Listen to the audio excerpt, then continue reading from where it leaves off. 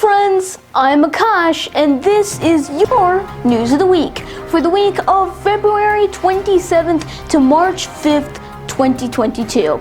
I'm Akash Cody, and let's get right into our stories.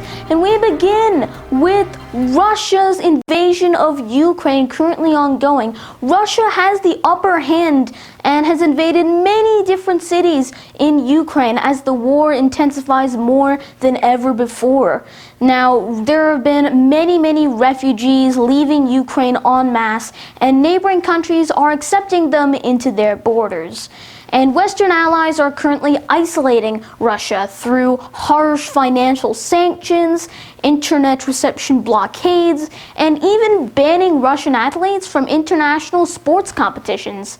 Now, Russia has managed to take over the largest nuclear power plant in all of Europe, the Zaporizhzhia nuclear power plant. Now, there was heavy shelling by Russia at this location, but it was later determined that there were no imminent leaks or spillovers at the facility, that instead it hit a training center. And so the International Atomic Energy Agency, IAEA, officially said that this nuclear power plant was safe, just it is now under the control of the Russian military.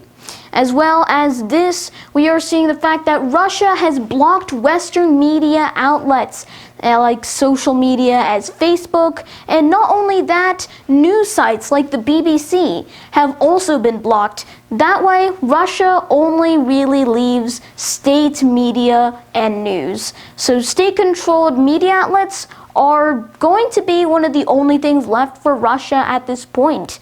And that is a result of this war. Now, the international response. First of all, there was a United Nations Security Council resolution condemning this attack, this invasion. And out of the 15 members, 5 permanent, 10 non-permanent, 3 of them, China, India, and the United Arab Emirates, all abstained. And out of all of these, of course, Russia, being a permanent member, vetoed this bill. And so this is what was going on in the Security Council. When it comes to the General Assembly, there was a similar resolution, and that one successfully passed through the entire United Nations General Assembly. At the 2022 State of the Union address to Congress on March 1st, President Biden stated that Russian aircraft will no longer be able to fly over U.S. territory. And tonight, I'm announcing that we will join our allies in closing off American airspace to all Russian flights, further isolating Russia and adding additional squeeze on their economy. This is massive news alongside the devastating sanctions by the United States and other countries and Western allies, which are meant to hamper the economy of Russia as the currency of Russia, the ruble, falls massively during this invasion. Now, speaking of the State of the Union, it happened, and this was actually President Biden's first official State of the Union address to Congress. It took place on Tuesday, March 1st, 2022. So let's take a look at some of the important highlights of this State of the Union address. And of course, this whole thing was marked by, well, the Russian invasion of Ukraine. It played a very vital role during this whole speech. And President Biden's remarks regarding Russia and Ukraine were garnered with applause by both sides of Congress, Republicans and Democrats. This shows rare unification between what are usually opposing sides of a conflict, and now they're all together, and that is absolutely wonderful. And it's all against Russia, who has been invading Ukraine, and which, the United States said was entirely unjustified. And so this symbol of unification is absolutely wonderful, and it's what's needed during these times. As well as this, President Biden announced plans to lower costs of bills for Americans. This way we can combat inflation, which is a prominent concern among many Americans as well. And alongside this, the midterms that are coming up this year allow President Biden to use this State of the Union address as an opportunity to show why voters should be voting for Democrats during these midterms, mentioning last year's big budget infrastructure law, President Biden's nomination of Ketanji Brown Jackson, the first black woman to be nominated to the Supreme Court, and restrictions on gun laws to all be the major reasons why you should vote for the Democratic Party. This is the sort of thing that President Biden was going on about during this State of the Union, and it took a very prominent role during his speech.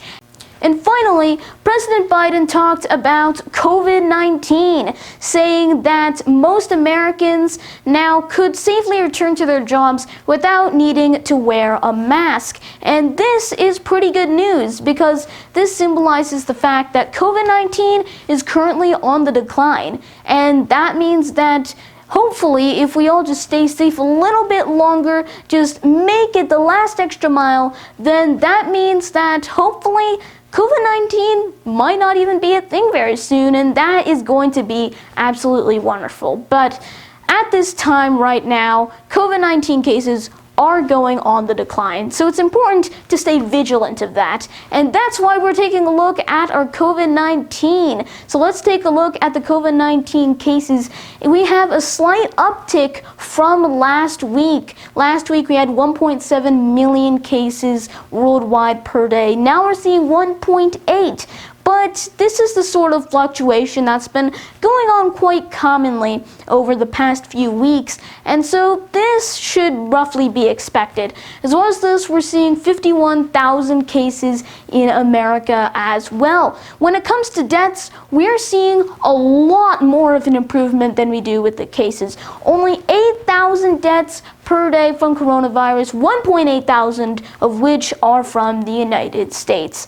And as well as this, the CDC prepares to roll back mask mandates, and so do most of the states, which are now rolling back the mandates as hopefully the situation becomes so much better. And hopefully COVID-19 will be going away sometime. I mean, we hope it's going to be, sometime very soon, and this decrease in cases is super, super promising, and that is absolutely remarkable. And that is all of your news of the week for the week of February 27th to March 5th, 2022. Thank you all so much for watching, and I'll see you soon in another News of the Week. Goodbye.